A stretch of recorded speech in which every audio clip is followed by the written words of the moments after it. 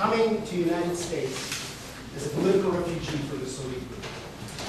And as the plane circled around the New York skyline, the sight of a race Porsche filled my heart with wonder. It was at that moment that I knew that my parents' impossible dream of coming to America was realized. That was the introduction to my motivational speech that I created in 2010 for Toastmasters. And my goal was to connect, motivate, change others. What I didn't realize is that in the process of creating this speech about my coming to America, this speech was going to change me. Think of your life and the experiences you've had, some that you might have already forgotten. Trying to create that story helped me remember them and reminded me why I am here. And amazingly enough, it also became a catalyst for Speaker Power Consulting. I realized that stories by themselves have a key to connecting to the heart and mind of your audience. And in that lies the secret to effective communication. Now in my business, I help business professionals like you overcome the anxiety, the underconfidence, and the oversharing that happens when we present. Sabotage success by teaching effective communication tools in workshop settings and one-on-one coaching so that people can lead, sell, and speak with more power, more confidence, and get results. Today, in just a few minutes that I have with you, I want to share just some of the observations I saw of what prevents people from speaking. I want to show you how I coach and what I do. And then, most importantly, I will show you how to refer me, because I know that that has been a problem. People have asked me, how do I exactly refer you? That's the goal.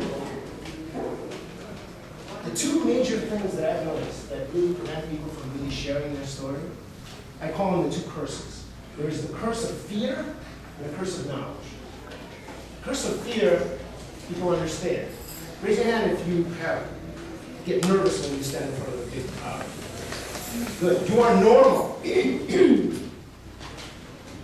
It's called glossophobia, and truly, it's one of those things that people are most afraid of. In fact, people are more afraid of public speaking than they are of spiders or death.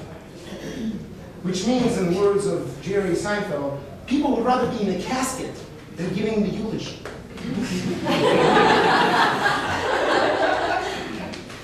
What I've noticed is that fear of public speaking is easily overcome by connecting with your own passion. The second curse is the curse of knowledge. And that is something that all of us have. I'm not even going to have you raise your hand. The reason is because the more you know, the more you want to share. And the more you want to share in a limited amount of time, the more you want to speak really, really fast. Because clearly, people really need to understand as much as possible information in order to make it a result. Except the problem is that people don't really make decisions on knowledge. They make decisions on emotion. And then they rationalize it and put it in their head. Isn't that true? So the question is, how do you shift your knowledge? How do you share your knowledge in a way that connects to the audience? And the secret I found is to speak with power. And that is to tell a story with a purpose that engages the audience in order to share knowledge, as opposed to sharing knowledge, which is called knowledge dump. What you want to do is connect to the heart and mind of the audience, and when that happens, they will make the decision, they will make the commitment. And isn't that what all of us want in our business? The way I work is two ways. One is, as my company, Speak with Power Consulting, I work with individuals. I help them one-on-one, or I do workshops, open workshops. But I also work with corporations, and for that, I'm working with a company called Amexra, which is a communications company here in Redmond. They're a preferred vendor for Microsoft, Boeing, T-Mobile, and I've gotten them in a couple of other places. It's a really great opportunity. So when you have people who are looking for corporate gigs or corporate training, you can still refer me, and I will give them a real company with a lot of legal background so that they're covered and it's good.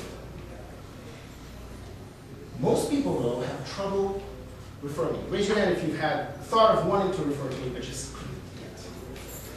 I will show you how to do it. And while I cannot tell you what you'll hear to trigger that, I will tell you what to ask. It's a secret question. Are you ready? Do you know Novsky? That is the question. So can we all practice? Do you know Novsky? Do you know Novsky? Perfect. Okay, let's practice this. Imagine you are at a 4th of July event and someone is sitting there complaining that they've been looking for a job for 6 months and they just haven't gotten a second interview. Or they've gotten a second interview and they're always number 2. And you ask them, do you know Novsky? Because he can actually help you fix your story and get you the job. All right, you have a business owner. You're talking to the business owner. And the business owner says, I don't know how to communicate with people. I know what I'm doing is great, but how do I share it? And you ask him, do you know Novsky? Because he can help you get to the bottom, to the passion that you care for, and share it with others. All right, last one. You have a executive who says, I just can't motivate my team sucks.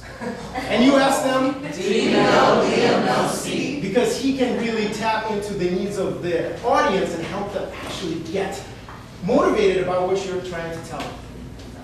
That is how you refer me. You just ask the question, very easy.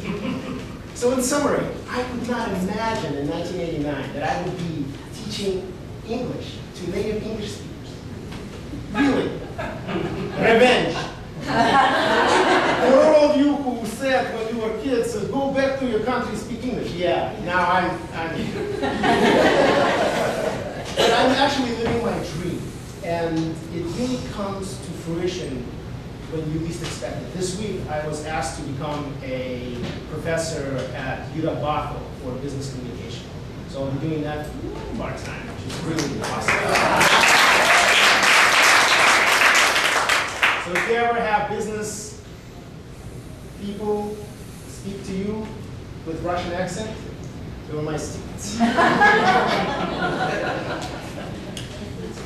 But what is your story? My story is the one that started me on this project, on this path that I became a speech coach. But what is your story? The story that really speaks to your heart. Think of it now, and you will be able to tell it. And when you tell it, you connect to your audience. I'll be passing along a couple of handouts. They have some of the information. They also have information of the upcoming workshops that I'm going to have. Look them up on my website, speakwithpower.net. And I look forward to helping you speak with power and get results.